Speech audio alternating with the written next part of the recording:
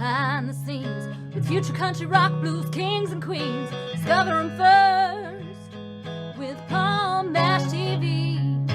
Palm Bash TV.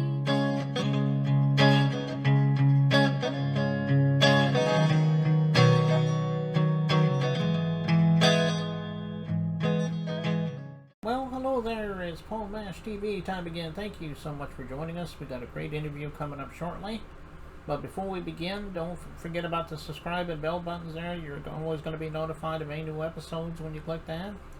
And leave a comment on the comment section if you like. We'd love to hear from you there. And also pay attention to the description part, because we'll have contact info.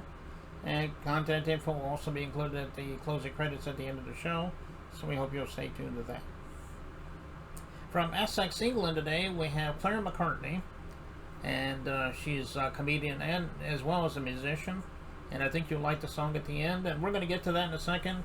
But first, here's a quick word from the Caden Gordon Show, so don't go away. We'll be right back right after this. It is Caden from the Caden Gordon Show, today's best country mix. Check out my show at thecadengordonshow.com. Okay, and we're back, and with us from Essex, England today, we have Clare McCartney. Thanks for joining us, Clare. Thank you so much, Paul, for having me on your show. I really appreciate it. Thank you. Yeah, no problem. We're glad to have you here. Now, not only are you an artist, but you're a comedian as well, and I think a lot of your songs are actually on the funny side of things. When did you decide you wanted to be an artist? I mean, everyone has their own story. I'm sure you always wanted to be an artist since you were a little kid, but maybe it came later. Tell us in your own words, though. Yeah, well, it was when I was a little kid. It always starts when you're about 8, doesn't it? Like, and in England, we had things called play schemes, which, you know, like on the summer holidays, it took the strain off parents. Like, we got a thing called like a local council. We don't have that anymore here. And I did go to Parliament and try and fight for it, you know, for the youth of today. But when I was a kid, a long time ago in the 70s, they had play schemes, and it was great because my mum could, like, you know, get on with her life, and we'd go over to this like little hut, and these people there, I think they were volunteers, I'm not sure, and they were so lovely, and they used to go, right, what do you want to do today? Let's have a talent show. And I loved Madonna. Well, absolutely, I still love Madonna. Like, so when I was 11, she was probably like 20, I don't know. How old is Madonna now?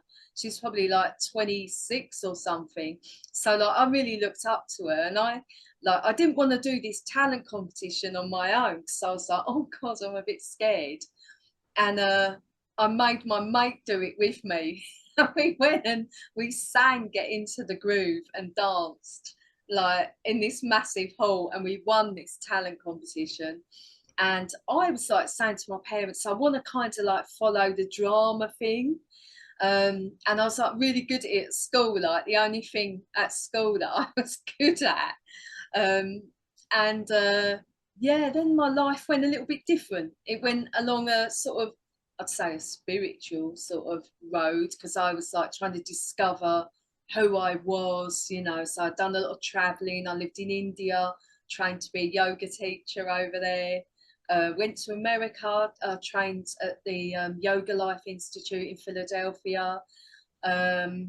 Yeah, so I went along that path, and I was like really non-materialistic. Like, I just wanted to find myself. And then later in life, I found what I wanted to do. That was a bit weird, because I was like living in a place called Newquay in Cornwall. Absolutely stunning place. If you ever come to the UK, you've got to go to Cornwall. It's stunning. They say that, you know, the skyline is a bit like Big Sur in California, and everyone surfs. It's like really nice. So I was like living there, and someone gave me a flyer, right? And on this flyer, this was nearly 20 years ago, I was like 30, and it said, "Are you destined for more?" And I was like, I've never questioned my life. You know, when you kind of just think, we're just here, we're living, we're grateful for like our food every day. And I thought, actually, am I? Maybe I am. And I ended up on this show. on Discovery Channel. And my mum and dad were involved. And I remember my dad said to me, Claire, stop wasting your talents. And I thought, well, what are my talents? I don't know. All I do is serve people, heal people. You know, with the yoga, a lot of people used to come with injuries, so to go away all healed. And I thought, what do I really want? You know, like you kind of serve other people. What do I want? So I did an acting course, and I was always good at that at school. And then I've done comedy for years, like stand-up comedy for a long time. Had a little bit of TV, but nothing massive, no big break. I just written a film, actually a comedy film. It's called Luck Cool, and in America they loved it because we won a laurel at a film festival, the Medusa Film Festival in Las Vegas. So that was amazing, and we like won a few other laurels. And I've just done the second part of it. I wrote it in the winter. We filmed it in June.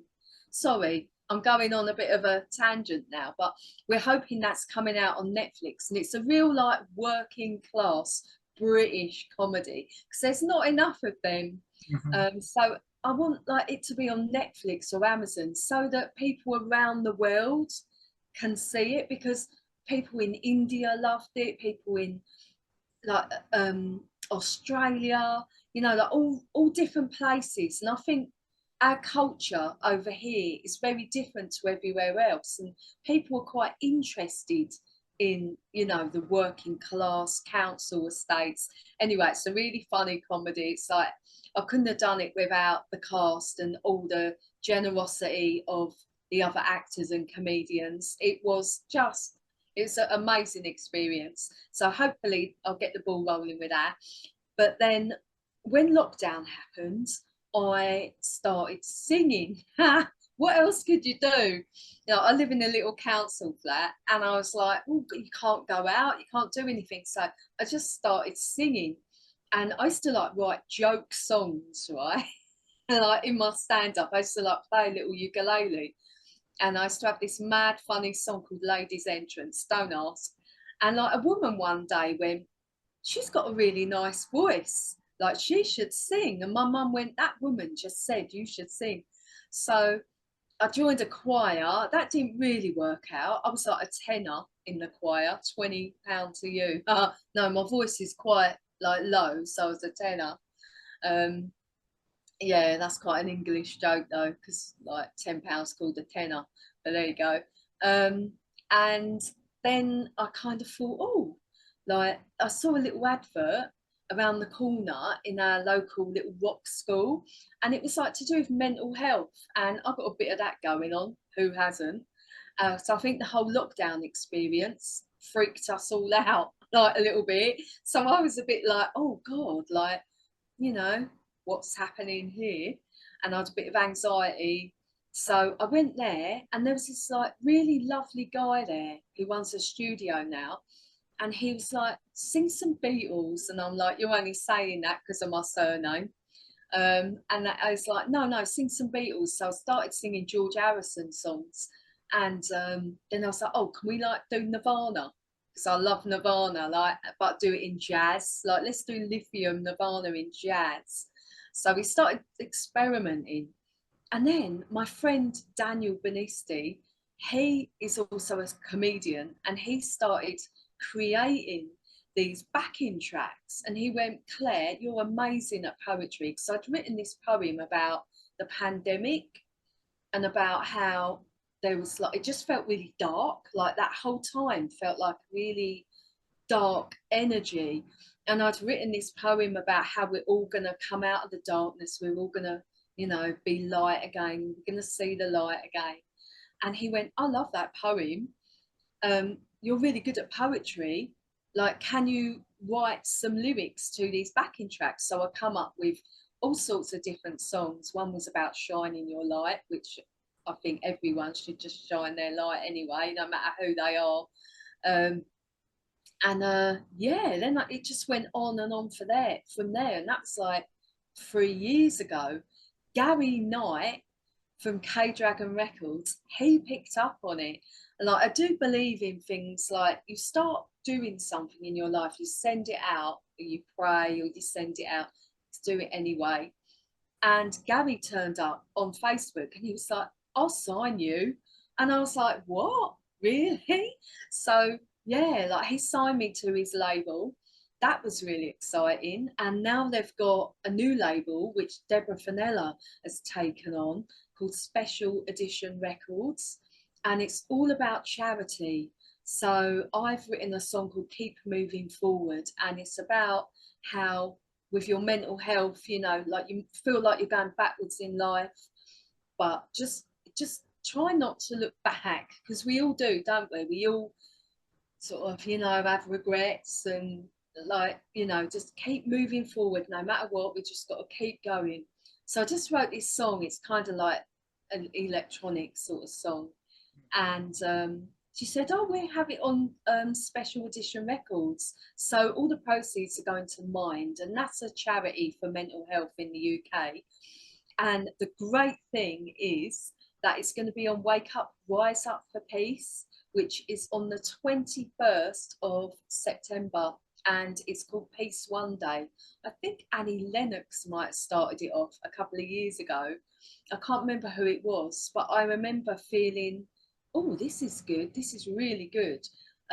So yeah, I'm so grateful to be a part of that. Deborah Fenella is hosting it with Elvis's daughter, and it is a 24-hour music festival online. Yeah, and it's called Wake Up, Rise Up for Peace. So they want to, you know, end gun crime, knife crime.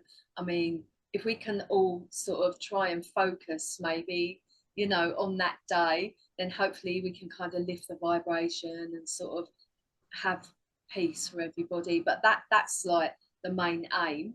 So that's like really cool to be a part of that. And yeah, I'm quite exhausted after that. But yeah, I could like, yeah, go on forever about the whole kind, because it's sort of like branches off, you know, like with comedy, filmmaking, music. One of my songs is in my film at the end, so that's good. Got out the copyright issue there. But yeah, I think if it wasn't for like a few amazing people in my life, like Gary Knight, Daniel Benisti, Deborah Fenella, like going, come on, Claire, you know, like, can you do this? I probably wouldn't. So like, there's always these brilliant people, aren't there, you know, who kind of like egg you on, like as we say in Britain, like egg you on. Okay, yeah, that's quite a story there. We're going to be playing your song, DJ Play Me a Song, in just a moment. It's a great song, by the way. And, Oh, thanks. and we'll be getting to that in just a second. But thank you so much for coming on the show. We're glad to have you. Come back anytime you want to plug something new for us, Clara. Oh, thank you. The DJ play, I just want to say what it's about. It's about DJs and how they can create a wonderful atmosphere. You know, like you can be feeling really depressed, you know, and you're like, oh, I don't really want to go out. And I love dancing, I absolutely love dancing. So you sort of think, oh, I don't really want to go out. And then you go out and the DJ plays a brilliant song and you're just like, yeah, and you like get lost, you know, in this moment, and then it lifts your vibration and you feel happier. So that song is one for the DJs. It's actually sang in quite a higher key than my normal voice. Yeah, so thank you for playing that, Paul. Yeah, no problem. And here it is, DJ Play Me a Song. It begins right now.